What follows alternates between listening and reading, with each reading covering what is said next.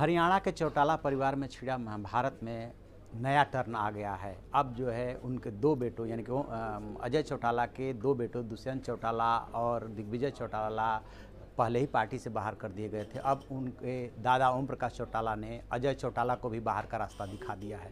आपको याद होगा सैफई कुनबे में जब रार मची थी तब कुछ इसी तरह से ड्रामेबाजी चली थी। कभी शिवपाल यादव के खिलाफ एक्शन होता था तो कभी अखिलेश यादव के खिलाफ, और इस तरह से अंततः वो पार्टी में दो फाड़ हो गया था। ठीक उसी तर्ज पे इनेलो में बीच बचाव कर रहे थे पंजाब के पूर्व मुख्यमंत्री प्रकाश सिंह बादल, और इसको लेकर के कई राउंड की बैठक भी हुई थी। खुद अभय चौटाला अपने बड़े भाई अजय चौटाला से दिल्ली जाकर के उनके निवास स्थान पर मुलाकात किए थे और ऐसा लग रहा था जैसे कि 50-50 के फार्मूले पे कोई ना कोई समझौता हो जाएगा, पर ऐसा हो नहीं पाया। और अब अचानक हुए डेवलपमेंट में जो है ओम प्रकाश चौटाला ने अजय चौटाला को ही पार्टी से बाहर का रास्ता दिखा दिया। अब इसके बाद माना जा रहा है कि इनेलो में एक तरह से दो फाड़ हो गया है, क्योंकि 17 नवंबर को अजय चौटाला ने जींद में रैली बुला रखी है। रैली को बाद में प्रदेश कार्यकारिणी की बैठक में तब्दील कर दिया था, लेकिन अब वो प्रदेश कार्यकारिणी की बैठक से ये अंदाजा लगाया जा रहा था कि सम्मेलन की जगह पर जब प्रदेश कार्यकारिणी की बैठक किया गया तो कि शायद कोई फार्मूला निकल आएगा, लेकिन अब वो निकलता हुआ नहीं दिख रहा है। और इसका जो ऐलान किया है वो प्रदेश अध्यक्ष अशोक अरोड़ा ने किया।